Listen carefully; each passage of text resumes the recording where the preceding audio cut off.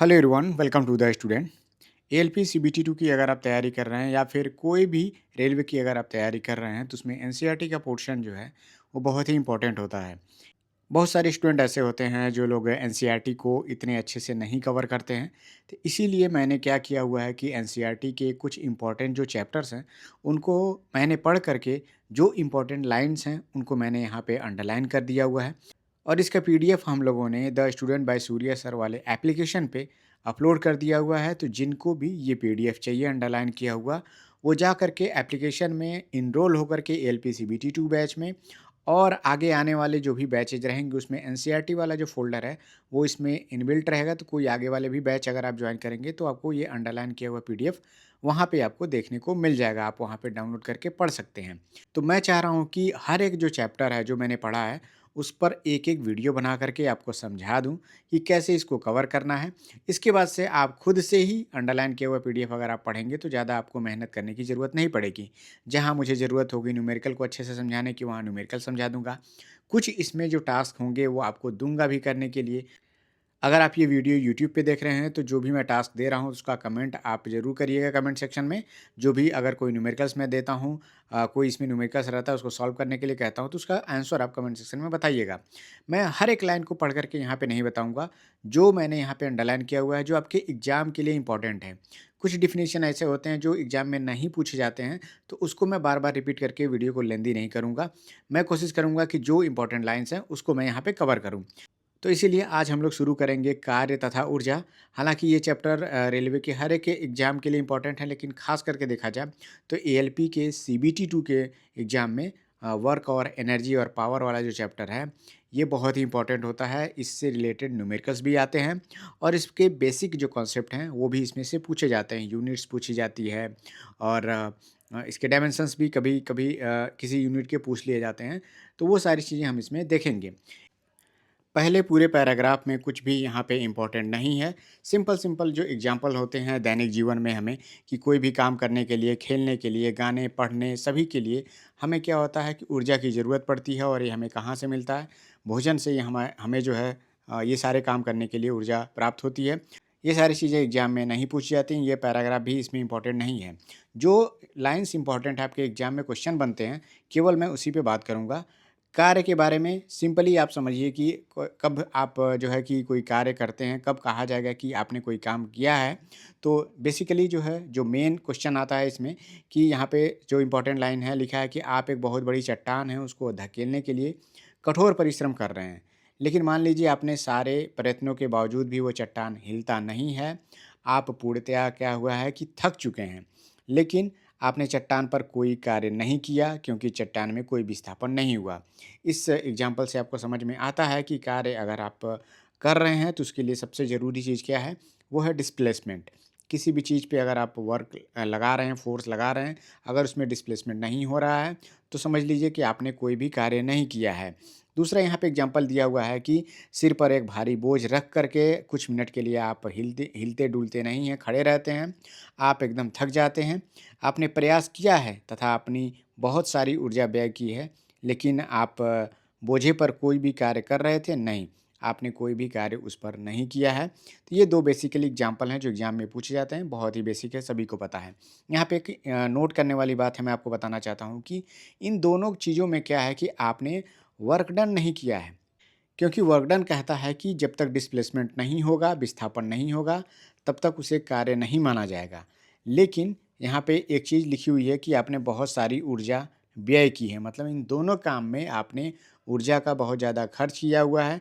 तो ऊर्जा यहाँ पे ज़ीरो नहीं है, वर्क डन ज़ीरो है, लेकिन ऊर्जा यहाँ पे खर्च हुई है तो वो ज़ीरो नहीं है। तो इसका आपको ध्यान देना है, बहुत ही छोटी लाइन है, लेकिन इसमें ये कॉन्सेप्ट आपका छिपा हुआ है।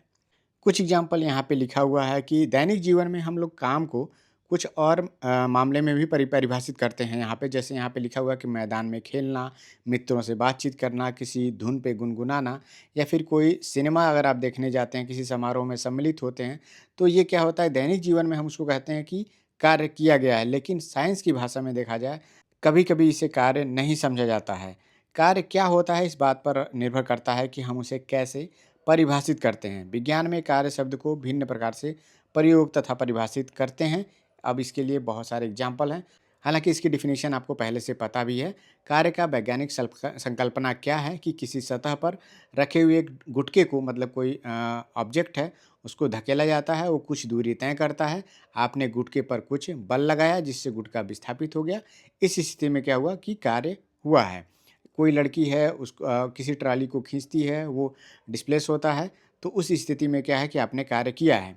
किसी पुस्तक को आप किसी ऊँचाई तक ले जाते हैं, फिर उस समय आप उसको रोक करके रखते हैं, तो इस समय भी आपने कोई न कोई काम किया है। मतलब क्या है कि किसी भी ऑब्जेक्ट पे अगर कोई फ़ोर्स लगा रहे हैं, वो डिस्प्लेस हो रहा है, मतलब आपने काम किया है। तो यहाँ पे सिंपल डेफ़िनेशन है कि कार्य करने के लिए 2 दशाओं का, 2 सिचुएशन का होना बहुत ही ज़रूरी है और ये इम्पोर्टेंट भी है। पहला सिचुएशन क्या होनी चाहिए कि वस्तु पर कोई बल लगाना चाहिए, मतलब कोई ऑब्जेक्ट है, उस पे कोई फ़ोर्स लगना चाहिए, तथा दूसरा कंडीशन है यहाँ पे कि जो ऑब्जेक्ट है वो विस्थापित होनी चाहिए अर्थात डिस्प्लेस्ड होना चाहिए। ये मेन थीम है यहाँ पे अभी तक जो भी आपने पढ़ा। नेक्स्ट इंपॉर्टेंट लाइन है यहाँ पे कि कार्य की परिभाषा के अनुसार किया गया कार्य जो है बल तथा विस्थापन के गुणनफल के बराबर होता है।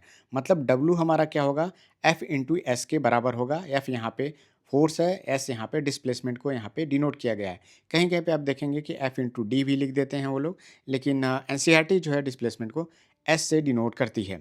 अब यहाँ पे कभी कभी पूछ देता है कि कार्य का जो है आपका डायमेंशन फार्मूला क्या होता है। तो कार्य का डायमेंशन फार्मूला यहाँ पे निकाल लेते हैं। फोर्स का सबसे पहले डायमेंशन फार्मूला आपको पता होना चाहिए। फोर्स का फार्मूला होता है एम इंटू ए। एम का डायमेंशन फार्मूला होता है एम, और एक्सलेरेशन का होता है एल टी माइनस टू। ठीक है, तो फोर्स का आपका डायमेंशन फार्मूला हो गया M L T minus two. उसी अनुसार यहाँ पे एफ इंटू एस में आप पुट कर दीजिएगा। तो डब्लू का जो यहाँ पे वर्क का फार्मूला हो जाएगा, यहाँ पे डायमेंशन फार्मूला वो हो जाएगा M L T minus two. और डिस्प्लेसमेंट का जो डायमेंशन होता है वो लेंथ में मेजर करते हैं मीटर में, तो उसका डायमेंशन होता है एल। और यहाँ पे ये हो जाएगा आपका एम एल स्क्वायर टी पे माइनस टू। तो ये हो गया वर्क का यहाँ पे डायमेंशन फार्मूला। अब नेक्स्ट यहाँ पे इंपॉर्टेंट लाइन है कि 1 जूल किसी वस्तु पर किए गए कार्य की वह मात्रा है जब 1 न्यूटन का बल वस्तु को बल की क्रिया रेखा की दिशा में 1 मीटर विस्थापित कर दे। मतलब अगर कहा जाए कि आपका वर्क डन 1 जूल कब होगा, जब हम किसी ऑब्जेक्ट पर 1 न्यूटन का फोर्स लगाते हैं और वो क्या होता है 1 मीटर तक डिस्प्लेस हो जाता है, तो उसे कहेंगे हमने 1 जूल वर्क यहाँ पे किया। अगर आपको इसको एसआई यूनिट यहाँ पे लिखना है वो भी मैं यहाँ पे बता देता हूँ कि डब्लू का जो एसआई यूनिट होगा वर्क निकालेंगे तो डब्लू इक्वल टू हो जाएगा एफ इंटू एस। फोर्स को हम लिखते हैं न्यूटन में और डिस्प्लेसमेंट को हम यहाँ पे मीटर में लिखेंगे, तो न्यूटन मीटर इसका यहाँ पे क्या हो गया, यहाँ पे इसका वर्क का यूनिट हो गया। अब यहाँ पे देखिए सिंपल एक एग्जांपल है कि किसी वस्तु पर 5 न्यूटन बल लग रहा है और बल की दिशा में वस्तु जो है 2 मीटर विस्थापित होती है। यदि विस्थापन होते समय लगातार वस्तु पर बल लगता रहे तो समीकरण के अनुसार किया गया कार्य क्या होगा। तो यहाँ पे देखिए 5 न्यूटन है, 2 मीटर है, दोनों का मल्टीप्लाई कर देंगे 10 न्यूटन मीटर हो जाएगा। सिंपल वही फार्मूला है W equal to F into S वाले फार्मूले से इसको लगाएंगे तो 10 जूल, न्यूटन मीटर को जूल में लिख सकते हैं। यही जिसका जो है यूनिवर्सल यूनिट है कार्य का। तो ये बहुत सिंपल क्वेश्चन है। ऐसे क्वेश्चन अगर सिंपल पेपर बनता है सीबीटी 2 का तो ऐसे क्वेश्चन आते हैं और कभी कभी सीबीटी 1 में भी आपको देखने को मिल जाता है। अब यहाँ पे ये प्रैक्टिस करने के लिए यहाँ पे प्रश्न दिया हुआ है, इसका आप सोल्यूशन लिख करके कमेंट सेक्शन में आप बताइएगा। अब यहाँ पे जो इम्पोर्टेंट एक और लाइन यहाँ पे लिखी हुई है कि कब हमारा जो है कार्य पॉजिटिव माना जाएगा। मतलब यहाँ पे लिखा है कि जब आप इधर इसी डायरेक्शन में फोर्स भी लगा रहे हैं और डिस्प्लेसमेंट भी आपका इसी डायरेक्शन में हो रहा है, तो मतलब क्या है कि किया हुआ कार्य आपका क्या होगा, वो बल द्वारा जो किया गया कार्य है वो पॉजिटिव माना जाएगा। वहीं यहाँ पे दूसरी कंडीशन है कि कोई ऑब्जेक्ट जो है इस डायरेक्शन में मूव कर रहा है और आप इसके अपोजिट में फोर्स लगा रहे हैं, लेकिन हालांकि ये इसी डायरेक्शन में मूव करता हुआ जा रहा है और कुछ दूरी पे जा कर के रुक जा रहा है। तो ऐसे में जो आप फोर्स लगा रहे हैं ऑब्जेक्ट पे, तो आपके द्वारा जो कार्य, उस फोर्स के द्वारा जो किया गया कार्य है, ऐसी सिचुएशन में फोर्स और डिस्प्लेसमेंट के बीच का जो एंगल होता है वो एक दूसरे के अपोजिट होते हैं और उनके बीच 180 डिग्री का कोण बनता है। और इस कंडीशन को हम कहते हैं नेगेटिव वर्क डन। और इसका जो फॉर्मूला होता है सेम वही रहता है। आप क्या करते हैं कि माइनस आप लगा देते हैं एफ इंटू एस, चाहे फोर्स नेगेटिव लिख दीजिए चाहे एस को नेगेटिव लिख दीजिए, दोनों चीज़ें यहाँ पे कंडीशन सेम है। यहाँ पे जो क्वेश्चन बनता है यहाँ पे कि कब हमारा जो है कि फोर्स वर्क डन जो है हमारा नेगेटिव होगा, और ये 180 डिग्री वाला क्वेश्चन भी पूछता है एग्जाम में कि अगर दोनों अपोजिट डायरेक्शन में हो, डायरेक्ट मूवमेंट डिस्प्लेसमेंट का जो डायरेक्शन है और फोर्स का डायरेक्शन अगर दोनों अपोजिट होगा तो दोनों के बीच का एंगल क्या होगा, तो 180 डिग्री होगा। तो हमारे यहाँ पे कंक्लूजन निकल के आता है कि जब बल जो है विस्थापन की दिशा के विपरीत दिशा में लगता है तो किया गया कार्य ऋणात्मक होगा, अर्थात नेगेटिव होगा। जब विस्थापन जो है कि बल की दिशा में लगता है तो आपका किया हुआ कार्य जो है आपका पॉजिटिव होगा, अर्थात धनात्मक होगा। अब यहाँ पे देखते हैं एग्जाम्पल नंबर 10.2 है, ये अच्छा एग्जाम्पल है और इस पे न्यूमेरिकल आता भी है कि एक कूली है 15 किलोग्राम का बोझ जो है धरती से 1.5 मीटर ऊपर उठाकर अपने सिर पर रखता है। उसके द्वारा बोझे पर किए गए कार्य का आपको गणना करनी है। तो देखिए यहाँ पे मास दिया हुआ है 15 केजी और यहाँ पे जो डिस्प्लेसमेंट है 1.5 मीटर है। तो किया हुआ कार्य W इक्वल टू हो जाएगा F इंटू एस, और फोर्स यहाँ पे आपको नहीं पता है। फोर्स की जो फार्मूला हो जाएगा F equal to M into G हो जाएगा, क्योंकि फोर्स का आपको पता है कि M इंटू ए होता है और ए यहाँ पे त्वरण जो है वो ग्रेविटेशनल एक्सीलरेशन गुरुत्वीय त्वरण स्मॉल जी के बराबर होगा। तो यहाँ पे F equal to M into G हो जाएगा और मास आपका दिया है 15 केजी, तो 15 रख देंगे और यहाँ पे स्मॉल जी की जो वैल्यू है वो 10 रख दिया गया है। तो यहाँ पे जैसे इसको सॉल्व करेंगे 225 जूल यहाँ पे आंसर निकल के आ जाएगा। क्वेश्चन बहुत ही सिंपल है। थोड़ा सा यहाँ पे अलग आपको करना है कि यहाँ पे फोर्स अलग से निकालना है, जहाँ पे ए की जगह पे स्मॉल जी वैल्यू रखनी है। इस पर भी न्यूमेरिकल बनता है। इसके अलावा यहाँ पे जो 4 न्यूमेरिकल दिए हुए हैं इसको आप पढ़िएगा और इसको सॉल्व करिएगा। नेक्स्ट हमारा कॉन्सेप्ट है एनर्जी को लेकर के। ऊर्जा पर हमारा देखिए जो मेन पॉइंट है यहाँ पे सिंपल यही लिखा है कि किसी वस्तु में निहित ऊर्जा को उसकी कार्य करने की क्षमता के रूप में मापा जाता है, और यह डेफिनेशन भी है। इसीलिए ऊर्जा का मात्रक वही है जो कार्य का है, अर्थात जूल। मतलब जूल जो है कार्य का भी मात्रक है और ऊर्जा का भी मात्रक है। इसीलिए आप देखते हैं कि डायमेंशन फार्मूला जो होगा आपका वो कार्य का भी वही होता है और ऊर्जा का भी डायमेंशन फार्मूला वही होता है। यहाँ पे इन्होंने लिखा हुआ है कि 1 जूल कार्य करने के लिए आवश्यक ऊर्जा की मात्रा 1 जूल होती है। ये बहुत ही अच्छी लाइन लिखी हुई है और इम्पोर्टेंट भी है कि अगर 1 जूल कार्य करना हो तो कितने जूल ऊर्जा की ज़रूरत होगी। अगर क्वेश्चन पूछ देगा तो आपको आंसर 1 जूल लगाना होगा। यहाँ पे देखिए लिखा हुआ कि कभी कभी ऊर्जा के बड़े मात्रक जो है किलो जूल का भी उपयोग किया जाता है और 1 किलो जूल जो है 1000 जूल के बराबर होता है। ये भी बहुत ही सिंपल है। ऊर्जा के कौन कौन से रूप हैं यहाँ पे, तो बहुत सारे रूप हैं यहाँ पे लिखा हुआ है। फिजिक्स में ज़्यादातर हम लोग जो है कि गतिज ऊर्जा और स्थितिज ऊर्जा के बारे में हम पढ़ते हैं, जिसे कहते हैं कि काइनेटिक एनर्जी और पोटेंशियल एनर्जी। बाकी यहाँ पे लिखा हुआ है स्थितिज ऊर्जा, गतिज ऊर्जा, ऊष्मीय ऊर्जा, रासायनिक ऊर्जा, विद्युत ऊर्जा और भी ऊर्जा सम्मिलित हैं इसमें, इत्यादि मान करके आप समझ सकते हैं। बाकी यहाँ पे बेसिकली जो इसमें क्वेश्चन आपका बनता है गतिज ऊर्जा और स्थितिज ऊर्जा को लेकर के बनता है। डेफिनेशन सभी को पता है कि गतिज ऊर्जा क्या होती है कि किसी कोई ऑब्जेक्ट गतिमान है या फिर मूव कर रहा है तो उसके अंदर जो उसके गति के कारण जो ऊर्जा निहित है उसमें स्टोर हो रही है उसको गतिज ऊर्जा कहते हैं, और उसकी पोजीशन के आधार पे, उसकी स्थिति के आधार पे जो उसमें ऊर्जा स्टोर्ड है उसे हम जो है स्थितिज ऊर्जा कहते हैं। जैसे मान लीजिए यहाँ पे गिरता हुआ नारियल है, गतिशील कार है, लुढ़कता हुआ पत्थर है, उड़ता हुआ हवाई जहाज है, सब में क्या है एक गतिज ऊर्जा है। बहता हुआ पानी है, ये सब जो है गतिज ऊर्जा है। लेकिन वहीं पे अगर कहा जाए स्थितिज ऊर्जा की परिभाषा अगर आप देखेंगे तो स्थितिज ऊर्जा क्या है, जो एक स्प्रिंग है खींच करके उसको उस पोजीशन में रखा गया है उसमें स्थितिज ऊर्जा स्टोर्ड है। कोई स्पंज है उसको दबा करके रखा गया है तो उसमें उसकी स्थितिज ऊर्जा स्टोर्ड है। इस तरह के जो प्रैक्टिकल वाले क्वेश्चन हैं दैनिक जीवन में जो उपयोग किए जाते हैं उसमें एग्जाम में आपके पूछे जाते हैं। बाकी एग्जाम्पल यहाँ पे डिफिनीशन जो है उसमें ज़्यादा इम्पोर्टेंट नहीं है। यहाँ पे एक लाइन इम्पोर्टेंट है कि किसी वस्तु की गतिज ऊर्जा उसकी चाल के साथ बढ़ती है। मतलब अगर कोई स्पीड उसकी बढ़ रही है तो उसमें गतिज ऊर्जा भी उसकी बढ़ती चली जाएगी। और इसका बेसिक फार्मूला भी आपको पता है गतिज ऊर्जा का, हाफ mv²। मैंने यहाँ पे पहले ही बताया हुआ है कि वर्क डन का और आपका जो ऊर्जा का एनर्जी का दोनों का डायमेंशन सेम होता है। यहाँ पे निकाल के मैं आपको दिखा भी दे रहा हूँ। अभी आपने ऊपर देखा भी होगा कि W equal to F into S होता है और इसका डायमेंशन फार्मूला होता है ML² TP-2। हमने निकाला था। अब हम यहाँ पे एनर्जी का जो है डायमेंशन फार्मूला यहाँ पे निकाल देते हैं। एनर्जी हमारे सामने काइनेटिक एनर्जी है जिसका फार्मूला है हाफ एम वी स्क्वायर, और हाफ का जो है कोई डायमेंशन नहीं होता क्योंकि कांस्टेंट वैल्यू है, तो इसको वैसे ही रहने देंगे। बाकी एम का मास का जो हो जाएगा हमारा एम, और वी स्क्वायर, वी का केवल होता है L T minus one velocity का, क्योंकि वेलोसिटी क्या है आपका चाल बराबर दूरी बटे समय, तो दूरी क्या हो जाएगा, दूरी एल अपॉन टी हो जाता है। इसको हम लिखते हैं एल टी पे माइनस वन।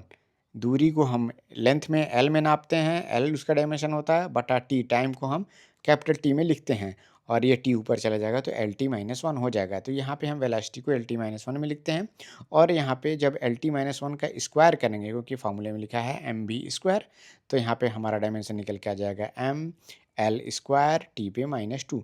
तो यहाँ पे देखिए वर्क डन का भी डायमेंशन फार्मूला वही है, और यहाँ पे सॉरी काइनेटिक एनर्जी का भी डायमेंशन फार्मूला वही है, और वर्क डन का भी जो हमारा डायमेंशन फार्मूला सेम है। इसी तरह से पोटेंशियल एनर्जी का भी डायमेंशन फार्मूला यही होगा। कहीं भी अगर आपको देखने को मिले कि ऊर्जा है तो सेम सभी का dimension formula M L square T पे माइनस टू होगा। अगर आपको कहीं देखने को मिलता है E equal to H nu, तो ये भी आपका डायमेंशन फार्मूला इसका सेम होगा, E is equal to M C square होगा, इसका भी डायमेंशन फार्मूला वही होगा इस एनर्जी का भी। ये कॉन्सेप्ट आप अपने दिमाग में बना लीजिएगा। अब हम यहाँ पे देखते हैं कि काइनेटिक एनर्जी का जो फार्मूला है कैसे डेराइव होता है। हालांकि डेरिवेशन से रिलेटेड कुछ भी आता नहीं है, लेकिन एक बार डेरिवेशन को थोड़ा सा आप समझ जाएंगे तो इससे रिलेटेड कुछ डिफ़िकल्ट क्वेश्चन भी बनते हैं तो आपके हो जाएंगे। जैसे मान लीजिए कि यहाँ पे लिखा हुआ है कि गति के 3 समीकरण आपको पता ही हैं। यहाँ पे इसका जब आप एनालिसिस करते हैं, अध्ययन करते हैं, तो एक समान त्वरण ए से गतिशील किसी वस्तु के प्रारंभिक वेग u है और अंतिम वेग v है तथा विस्थापन s है। इन तीनों के बीच में जो रिलेशन होता है वो यहाँ पे लिखा है कि V square minus you square equal to two A S. ये समीकरण आपको पहले से पता होगा। यहाँ से हम क्या करेंगे, एस इज इक्वल टू हो जाएगा V square minus you square upon two A. Yes यहाँ पे डिस्प्लेसमेंट है, और हम यहाँ पे काइनेटिक एनर्जी निकालना चाहते हैं, और सबसे पहले हम यहाँ पे क्या निकालेंगे, वर्क डन निकालेंगे। वर्क डन से ही हम वर्क डन जो है हमारा कब गतिज ऊर्जा में बदलता है उसको हम यहाँ पे डेराइव करेंगे। तो सभी को पता है यहाँ पे कि हमें ज्ञात है कि फोर्स का जो फॉर्मूला होता है F equal to M into A होता है, तो इसी में हम इस वैल्यू को पुट कर देंगे। अब देखिए यहाँ पे आप देखेंगे कि जब हम वर्क डन निकालेंगे तो वर्क डन का फॉर्मूला क्या होता है, W equal to F into S, यहाँ पे देखिए लिखा हुआ है, और फोर्स की जगह पे हम क्या लिखेंगे, m इंटू ए। तो m इंटू ए लिख दिया हमने क्योंकि हम वर्क डन निकालने जा रहे हैं, और हमारा डिस्प्लेसमेंट क्या है, s की वैल्यू यहाँ से हम पुट कर देंगे। तो s की वैल्यू जैसे हमने पुट किया है V square minus you square upon two A लिखा हुआ है, ये a से a कट जाएगा। अब यहाँ पे क्या हो जाएगा, ये 2 जो हो जाएगा हाफ के फॉर्म में हो जाएगा, हाफ m को इधर कर दीजिए v square minus you square, ये हम इसको ब्रैकेट में कर देते हैं जो कि यहाँ पे लिखा हुआ है। देखिए W इक्वल टू हो जाएगा half m v square minus you square. V क्या है, हमारा फाइनल वेलोसिटी है, और u हमारा यहाँ पे इनिशियल वेलोसिटी है। इनिशियल वेलोसिटी कोई भी ऑब्जेक्ट है और रखा हुआ है तो सबसे पहले वो विराम अवस्था में रहता है, तो जब वो विराम अवस्था में रहेगा तो इनिशियल वेलोसिटी हमारा u इक्वल टू ज़ीरो हो जाएगा, और जैसे u इक्वल टू जीरो लिखेंगे W equal to half m v square हो जाएगा यहाँ पे। मतलब यहाँ पे क्लियर आप इस बात को समझ जाइए कि किया गया कार्य जो है यहाँ पे वस्तु की गतिज ऊर्जा में परिवर्तन के बराबर होता है। जब कोई वस्तु विराम अवस्था में है और उस पे भी कोई भी हम कार्य लगाते हैं और वो कांस्टेंट वेलोसिटी से आगे बढ़ता है, तो उस पे जो हम कार्य कर रहे हैं और वो जो कार्य का मान निकल के आएगा वो उसकी गतिज ऊर्जा के बराबर होता है, क्योंकि जो हमने काम किया है वो गतिज ऊर्जा में कन्वर्ट हुआ है तुरंत। तो ये दोनों जो है बराबर होते हैं जब हमारी वस्तु जो है एक कांस्टेंट स्पीड से चलती है, क्योंकि यहाँ पे कंडीशन लिखा हुआ है कि यदि u इक्वल टू जीरो किया गया कार्य हमेशा जो है हाफ एम बी स्क्वायर के बराबर होगा। तो यहाँ से हमारा फार्मूला निकल के आता है कि काइनेटिक एनर्जी का हाफ एम बी स्क्वायर। यहाँ पे मैंने एक चीज़ लिखी हुई है कि वेलोसिटी हमेशा यहाँ पे मीटर पर सेकंड में रखना है। इसका आपको एक यूजफुल कॉन्सेप्ट यहाँ पे दिखा देता हूँ, इस एग्जांपल में आपको समझ में आ जाएगा। यहाँ पे देखिए मास लिखा हुआ है 15 किलोग्राम, एक वस्तु जो है 4 मीटर पर सेकंड के एक समान वेग से गतिशील है, वस्तु की गतिज ऊर्जा आपको निकालनी है। देखिए यहाँ पे मास जो है आपका 15 किलोग्राम लिखा है, वेलोसिटी यहाँ पे 4 मीटर पर सेकंड है और यहाँ पे ये लिखा भी हुआ है कि एक समान वेग से चल रही है। मतलब ये नहीं कि पहले सेकंड में 4 है, फिर 6 है, 8 है, ऐसे नहीं हो रहा है।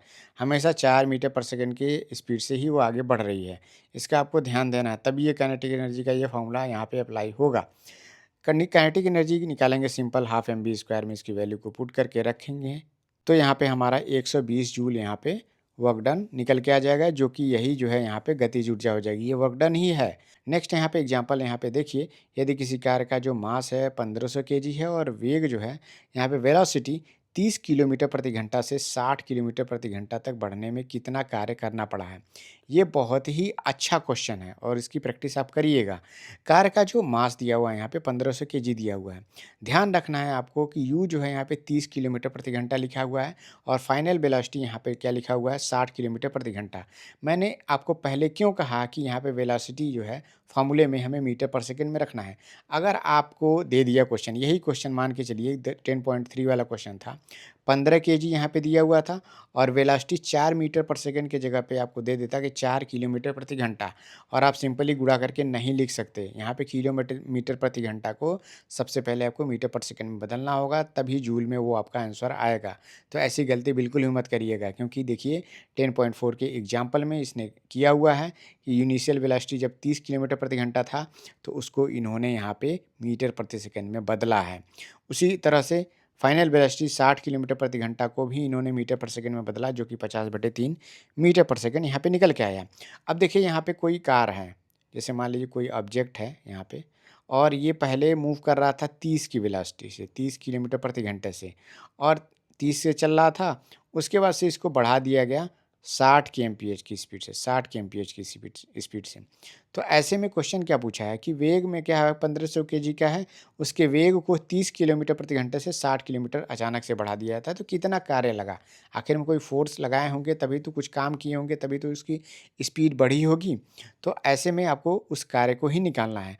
तो इनिशियल हम यहाँ पे काइनेटिक एनर्जी निकाले हैं हाफ एम यू स्क्वायर। यहाँ पे इनिशियल हमारा शुरुआत में जो स्पीड था हमारा 30 kmph था, जिसको हमने कन्वर्ट करके बदला था तो 25/3 मीटर पर सेकंड स्क्वायर हुआ है। इसको जब हम सॉल्व किए हैं तो ये हमारा यहाँ पे इतना जूल निकल के आया है। हालांकि ये फ्रैक्शन में निकल के वैल्यू आ रही है, लेकिन जब ऐसे क्वेश्चन अगर आपके एग्जाम में आएंगे तो फ्रैक्शन वाली वैल्यू ज़्यादातर ऐसे रहता है वैल्यू कि आसानी से कट जाता है। इसके अलावा आप देखेंगे कि फाइनल काइनेटिक एनर्जी है हाफ 1500 केजी, और यहाँ पे जो मैंने मीटर पर सेकंड में बदला है जो कि 60 kmph था, उसको मीटर पर सेकंड बदलने पे 50/3 मीटर पर सेकंड हो गया, जिसका स्क्वायर करके यहाँ पे जूल में वैल्यू निकल गई। मतलब इनिशियल में सेम फार्मूले पे हमने निकाला इतना जूल आया, फाइनल में हमें इतना जूल मिला। लेकिन फाइनल वाले में से इनिशियल वाले को जब हम घटाएंगे तब जो है हमें पता चलेगा कि कितना कार्य हमने किया, तो वो हमारा निकल के आ जाएगा। तो फाइनल में से इनिशियल को घटाने पे हमारा इतना जूल वर्क डन निकल के आ गया। तो इस क्वेश्चन में आपने कई चीज़ों को सीखा, छोटी-छोटी गलतियों को मैंने बता दिया कि कहाँ लोगों से गलतियाँ होती हैं। इसी पर देखिए यहाँ पे 2 जो है थियरी वाले पोर्शन हैं और 3 यहाँ तीसरा नंबर का यहाँ पे क्वेश्चन है, न्यूमेरिकल है। इसको आप सॉल्व करिएगा। अब आते हैं, हमारा नेक्स्ट कॉन्सेप्ट है स्थितिज ऊर्जा, जिसे हम लोग पोटेंशियल एनर्जी के नाम से जानते हैं। इसका भी सिंपल डेफिनेशन है कि वस्तु की कोई ऑब्जेक्ट है, उसकी स्थिति के कारण, पोजीशन के कारण उसमें जो एनर्जी स्टोर होती है उसको हम स्थितिज ऊर्जा कहते हैं। इसके कुछ एग्जांपल हैं, जैसे मान लीजिए कोई स्पंज को आप दबाते हैं, उस पोजीशन में वो रहती है तो उसके अंदर एक पोटेंशियल एनर्जी स्टोर रहती है। रबड़ को खींच के रखते हैं, पोटेंशियल एनर्जी स्टोर रहती है। यहाँ पे लिखा है कि खिलौना वाली जो कार वाली होती है ना, उसको चाबी भर करके घुमाते हैं तो उसमें भी आप घुमा देते हैं, उसके बाद से एक एनर्जी उसमें स्टोर हो जाती है, और जैसे ही आप उसको छोड़ते हैं वो तुरंत जो है चलना शुरू कर देता है। तो वो किसके कारण होता है? स्थितिज ऊर्जा अर्थात पोटेंशियल एनर्जी के कारण ही होता है। तो सिंपल यहाँ पे एग्जांपल भी लिखा हुआ है कि किसी वस्तु द्वारा उसकी स्थिति अथवा विन्यास में परिवर्तन के कारण प्राप्त ऊर्जा को हम स्थितिज ऊर्जा अर्थात पोटेंशियल एनर्जी कहते हैं। ये सिंपल है, डेफिनेशन नहीं आता है। जो अभी मैंने कुछ एग्जांपल्स बताए हैं वो एग्जांपल्स आते हैं। ध्यान दीजिए आप लोग, जो भी ये चैप्टर हैं बेसिक साइंस और इंजीनियरिंग ड्राइंग में जो साइंस वाले पोर्शन है बेसिक साइंस के, उससे रिलेटेड हर एक चैप्टर से रिलेटेड मैं कुछ इंपॉर्टेंट क्वेश्चन का टेस्ट भी, मॉक टेस्ट भी दिया हुआ हूँ। तो जो लोग एएलपी सीबीटी 2 के गाइडेंस बैच में जुड़े हुए हैं, आप जा कर के देखिए, मास यूनिट और मेजरमेंट वाले, डायमेंशन वाले चैप्टर से मैंने 3 टेस्ट दे दिए हुए हैं, और वर्क पावर एनर्जी वाले में से मैंने 2 टेस्ट दे दिया हुआ है, और साथ ही साथ मास वेट और डेंसिटी में भी मैंने 2 सेट दे दिया हुआ है। मेरा कोशिश यही रहेगा कि हर एक चैप्टर से कम जो है 100 क्वेश्चन मिनिमम आपको दे दिए जाएँ, जो आपके एग्ज़ाम के लिए हेल्पफुल हो, और कोशिश यही रहेगा कि पहले 100-100 क्वेश्चन हो जाएँ, फिर हम क्या करेंगे कि हर चैप्टर में फिर 100-100 क्वेश्चन और बढ़ाएँगे। मिनिमम 200 क्वेश्चन तक ले जाने की मेरा प्रयास है, लेकिन पहले टारगेट यही रहेगा कि सारे चैप्टर से पहले 100-100 क्वेश्चन हो जाएँ। इसमें ही सारे टाइप के क्वेश्चन मैं इसमें कवर करा दूँगा, और कुछ बेसिक थियरी वाले भी क्वेश्चन होंगे, उसको भी करा देंगे। बाकी कहीं से बहुत ज़्यादा आपको करने की ज़रूरत नहीं है। हालाँकि आपसे मैं कहूँगा कि आप लोग रीडिंग जो है टेक्स्ट बुक से और प्रीवियस ईयर क्वेश्चन का ज़्यादा से ज़्यादा प्रैक्टिस करेंगे, तो ज़्यादा आपके लिए फ़ायदेमंद होगा। ठीक है? अब आते हैं यहाँ पे जो मेन कॉन्सेप्ट हमारा है पोटेंशियल एनर्जी को लेकर के, कि किसी ऊँचाई पर वस्तु की स्थिति में हमारा जो एनर्जी होती है, उस पर हम यहाँ पे देखेंगे चीज़ों को। तो देखिए, कोई ऑब्जेक्ट है यहाँ पे, ठीक है? इसको ऊपर यहाँ पे ला कर के रोक दिया गया है।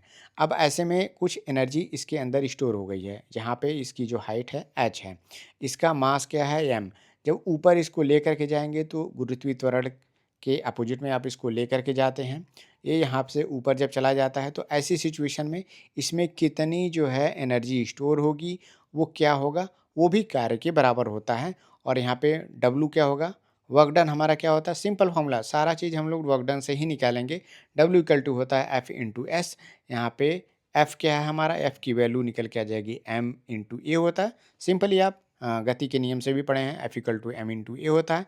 लेकिन ए यहाँ पे त्वरण क्या है, स्मॉल g है, तो F इक्वल टू हो जाएगा mg। और विस्थापन हमारा क्या है, डिस्प्लेसमेंट कितना हो रहा है, जब ऑब्जेक्ट को यहाँ से आप ऊपर लेके जा रहे हैं तो h हाइट तक ले जा रहे हैं, तो वही इसका डिस्प्लेसमेंट हो जाएगा। तो यहाँ पे हो जाएगा हमारा फार्मूला mgh, और इसका भी डायमेंशन फार्मूला हमारा निकल के आएगा ml² T/-2। कहिए तो मैं निकाल के आपको दिखा देता हूँ। यहाँ पे m यहाँ पे हो जाएगा कैपिटल M, g एक एक्सेलरेशन है जिसे हम त्वरण कहते हैं, और त्वरण का जो फार्मूला होता है L/T/-2, और हाइट जो है वो डिस्टेंस मतलब मीटर में मेजर करते हैं, तो उसको हम L से लिख देंगे, और जब इसको मर्ज कर देंगे तो ml² T/-2। और यही चीज़ मैंने पहले ही बताया है कि वर्क डन का भी सेम है, काइनेटिक एनर्जी का भी यही होता है डायमेंशन, और पोटेंशियल एनर्जी का भी यही डायमेंशन होता है। अब देखिए, यहाँ पे एक बहुत ही अच्छा कॉन्सेप्ट यहाँ पे इन्होंने लिखा हुआ है, लिखा है कि कोई वस्तु के लिए दी हुई स्थिति के लिए कोई एक तल के सापेक्ष में स्थितिज ऊर्जा दूसरी हो सकती है, दूसरे के सापेक्ष में जो है उसकी स्थितिज ऊर्जा दूसरी हो सकती है। अब मैं आपको एक बता देता हूँ सिंपल एग्जांपल के माध्यम से। देखिए, मान लीजिए एक टेबल है, ठीक है, और इस टेबल के ऊपर एक ऑब्जेक्ट को यहाँ पे आपने पकड़ के रखा है, बॉल है, और इसकी हाइट है h, ठीक है। और यही टेबल जो है कि अगर ज़मीन के सापेक्ष में देखा जाए तो इसकी हाइट h2 हो जाएगी, इसकी h1 हो जाएगी। h2 जो है ज़मीन का वाला जो है वो ज़्यादा हाइट का है, तो इस सापेक्ष में अगर हम इसकी काइनेटिक एनर्जी देखेंगे, सॉरी पोटेंशियल एनर्जी देखेंगे, तो वो ज़्यादा होगी क्योंकि हाइट ज़्यादा है। इसका फॉर्मूला सभी को पता ही है, यहाँ पे mgh है, और ये जो दूसरी हाइट है h, जो इसके सापेक्ष में डायरेक्टली प्रोपोर्शनल है। हाइट आप जितना ज़्यादा बढ़ाएंगे, उसकी पोटेंशियल एनर्जी उतना ही बढ़ती चली जाएगी। अब आते हैं यहाँ पे एक और इम्पोर्टेंट लाइन है, यहाँ पे लिखा है कि यह ध्यान देने योग्य बात है कि गुरुत्वीय बल द्वारा किया गया कार्य, मतलब जो गुरुत्वाकर्षण के द्वारा जो गुरुत्वीय बल है, फोर्स है, ग्रेविटेशनल फोर्स है, उसके द्वारा जो कार्य किया जाता है कि वस्तु की प्रारंभिक तथा अंतिम स्थितियों की ऊर्ध्वाधर मतलब परपेंडिकुलर ऊंचाई के डिफरेंस पर निर्भर करता है, न कि उसके रास्ते पर कि जिस पर की वस्तु ने गति की है। मतलब क्या है कि यहाँ पे देखिए, बहुत ही अच्छे तरीके से इसने समझाया है। जैसे आप यहाँ पे एक वस्तु है, डायरेक्ट आप उठा करके यहाँ पर लेके गए, लेकिन उसी वस्तु को क्या कर रहे हैं, आप उठाए, थोड़ा आगे बढ़ाए, थोड़ा इधर किए, फिर इधर किए, तब जा कर के यहाँ पे पहुँचाए हैं इसको। तो इसके जो मूवमेंट है उस पर डिपेंड नहीं करेगा। अगर ये इसकी हाइट h है और इसकी भी हाइट h है, दोनों अगर बराबर हैं, तो दोनों के अंदर गुरुत्वीय बल के द्वारा जो उसमें किया गया कार्य है, स्टोर एनर्जी है, वो mgh के वैल्यू दोनों सेम होगा। वही बात वहाँ पे उसने लिखा हुआ है, मतलब परपेंडिकुलर जो ऊंचाई है एकदम, उसी का ही आपको देखना है। बाकी किस रास्ते से होकर के जा रहा है, उस पर वो डिपेंड नहीं करता है। सिंपल यहाँ पे एक एग्जांपल है, 10 किलोग्राम द्रव्यमान की एक वस्तु को 6 मीटर की ऊंचाई तक उठाया गया है। अब पूछा गया है कि विद्यमान ऊर्जा का परिकलन करना, मतलब एनर्जी उसमें कौन सी स्टोर है, उसके बारे में आपको बताना है, कैलकुलेशन करना है। तो वस्तु का जो मास है वो 10 केजी है, विस्थापन आपका 6 मीटर है। यहाँ पे जी की, स्मॉल जी की वैल्यू 9.8 मीटर पर सेकंड स्क्वायर रखने के लिए कहा है। तो सिंपल आप एमजीएच का फॉर्मूला लगाएंगे और आपका आंसर निकल के आ जाएगा। बहुत ही सिंपल कॉन्सेप्ट है, एक आध क्वेश्चन इसमें आ जाता है। देखिए आजकल पिछले वाला पेपर तो बहुत ईजी बना था, तो इस तरह के क्वेश्चन आपको देखने को मिल जाएंगे। साथ ही मैंने जो टेस्ट दिया है, इस तरह के क्वेश्चन उसमें मैंने इंक्लूड किए हुए हैं। सेम उसी क्वेश्चन की तरह यहाँ पे एग्जाम्पल को अलग थोड़ा सा चेंज कर दिया है कि 12 केजी द्रव्यमान है, एक वस्तु को धरती से एक निश्चित ऊंचाई पर उठाया गया है, जहाँ पे इस वस्तु की जो पोटेंशियल एनर्जी है, स्थितिज ऊर्जा 480 जूल है। तो यहाँ पे हाइट के बारे में पूछा हुआ है, तो सिंपल वही फार्मूला आप लगाएंगे, ई पोटेंशियल एनर्जी बराबर एम जी एच। यहाँ पे एम पता है, जी पता है, हाइट नहीं पता है, बाकी एनर्जी भी आपको पता है, रख करके निकाल लेंगे। बहुत ही सिंपल है, हाइट का यहाँ पे मान निकल के आपका आ जाएगा। बहुत ही बेसिक बेसिक क्वेश्चन से पूछे जाते हैं। हाँ, थोड़ा कठिन क्वेश्चन जब पूछे बनेंगे तो मैं इस पर अलग से न्यूमेरिकल वाले सेट करा दूंगा, जिसमें क्या है कि कुछ मैं लिख करके रखा भी हूँ, और पहले आए हुए जो डिफ़िकल्ट क्वेश्चन है उसके भी 15-20 क्वेश्चन करा दूंगा, तो आपका काम इसमें हो जाएगा। नेक्स्ट है हमारा ऊर्जा संरक्षण का नियम, अर्थात law of conservation of energy. सभी को पता है कि इस नियम के अनुसार जो है ऊर्जा केवल एक रूप से दूसरे रूप में परिवर्तित होती है, इसका रूप बदलता है। न ही ऊर्जा को उत्पत्ति की जा सकती है और ना ही इसका विनाश किया जा सकता है। ये बहुत ही बचपन से आप पढ़ते जा रहे हैं, energy neither be created nor be destroyed, और ये एक रूप से दूसरे रूप में कन्वर्ट होती है। ठीक है, तो ये इसका तो बेसिक ही सिंपल कॉन्सेप्ट है। इस पर तो मुझे लगता है कि न्यूमेरिकल या फिर कुछ ऐसा नहीं आता है, और सिंपल थियरी है, आ जाएगा तो आपका इसको कर भी लेंगे आप। यहाँ पे देखिए बहुत ही अच्छा कॉन्सेप्ट यहाँ पे लिखा हुआ है, इसको हम थोड़ा सा आपको पढ़ करके समझा देते हैं। जैसे यहाँ पे स्टार्टिंग से ही लिखा हुआ है कि एक सरल उदाहरण पर हम विचार करते हैं कि मान लीजिए कि एम द्रव्यमान की एक वस्तु है जो एच ऊंचाई तक स्वतंत्र ऊंचाई से मतलब फ्रीली गिराई जाती है। प्रारंभ में इसकी स्थिति ऊर्जा एम जी एच है, मतलब जब कोई ऑब्जेक्ट है यहाँ पे रखा हुआ है और उसको फ्रीली यहाँ पे नीचे गिराया जा रहा है। स्टार्टिंग में यहाँ पे इसकी जो एनर्जी होगी एम जी एच होगी, तथा गतिज ऊर्जा शून्य है। मतलब टॉप लेवल पे आप देखिए यहाँ पे काइनेटिक एनर्जी जो होगा उसका जीरो होगा। इस पर आपके सिंपल क्वेश्चन बन जाते हैं कि अगर कोई ऑब्जेक्ट है टॉप लेवल पे पहुंचा हुआ है, वहाँ पे रुका है, तो उसमें उस समय उसकी काइनेटिक एनर्जी जीरो होगी, लेकिन पोटेंशियल एनर्जी उसकी उस समय देखा जाए तो वो मैक्सिमम रहेगी। तो गतिज ऊर्जा शून्य क्यों है कि यह शून्य है क्योंकि इसका प्रारंभिक वेग शून्य है। सही बात पूछा है कि इस पोजीशन में इसका काइनेटिक एनर्जी क्यों जीरो हो रहा है, क्योंकि इस सिचुएशन में आपका यू की वैल्यू जीरो है। और फार्मूला क्या होता है काइनेटिक एनर्जी का, half m v square. V की जगह पे यू रखेंगे क्योंकि इसकी इनिशियल वेलोसिटी के बारे में पूछा हुआ है। तो इस सिचुएशन में यू इक्वल टू जीरो रखेंगे तो ये पूरी वैल्यू जीरो हो जाएगी, इसीलिए वहाँ पे उस पोजीशन में उसकी काइनेटिक एनर्जी जीरो है।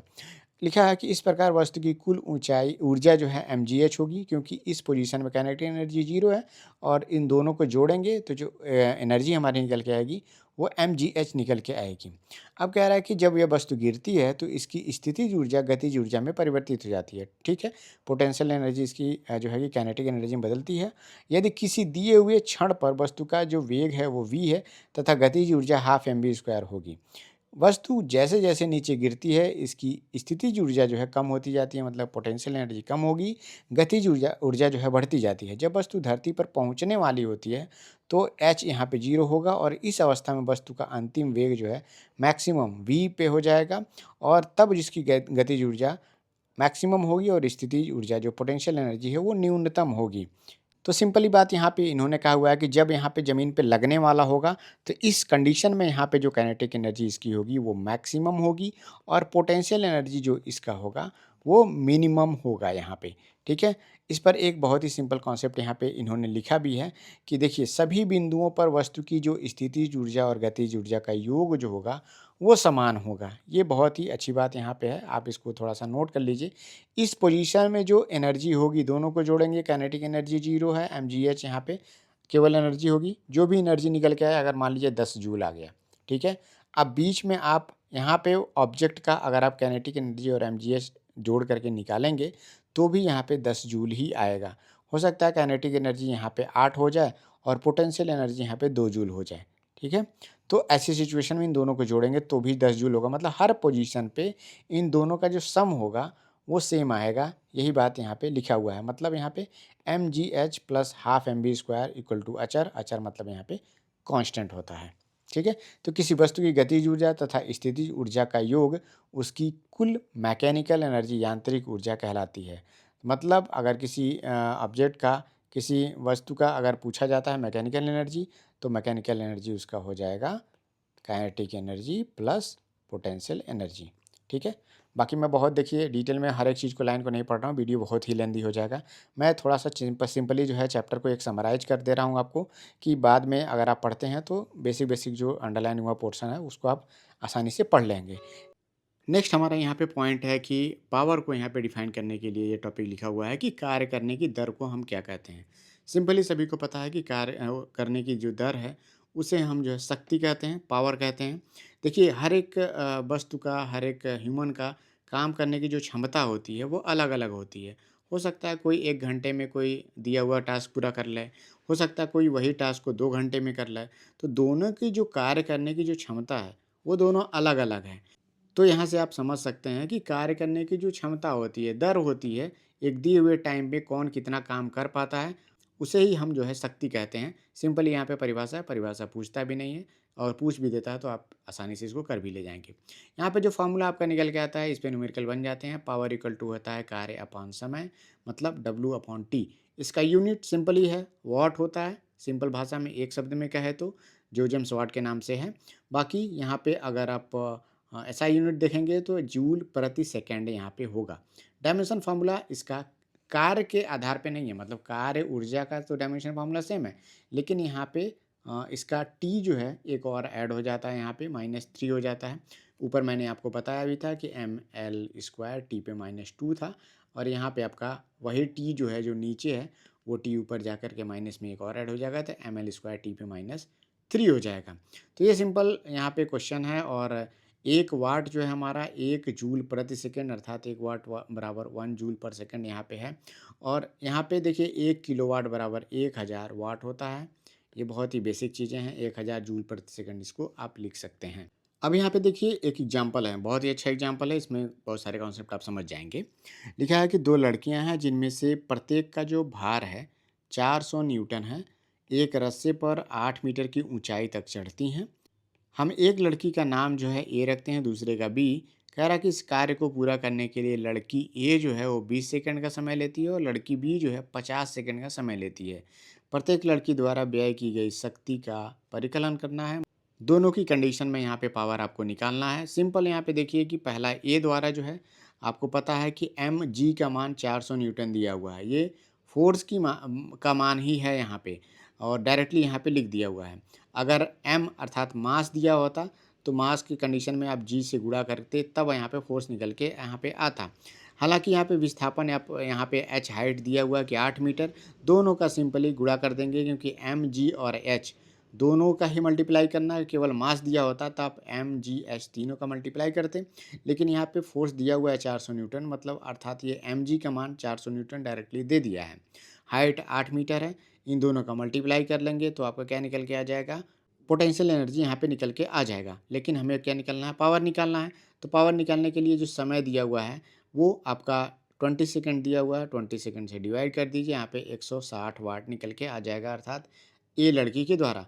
सिंपली यहाँ पे लड़की बी द्वारा सेम कॉन्सेप्ट है, एम जी 400 न्यूटन है, 8 मीटर है, लेकिन समय यहाँ पे 50 सेकंड है, निकालेंगे तो 64 वाट यहाँ पे निकल के आ जाएगा।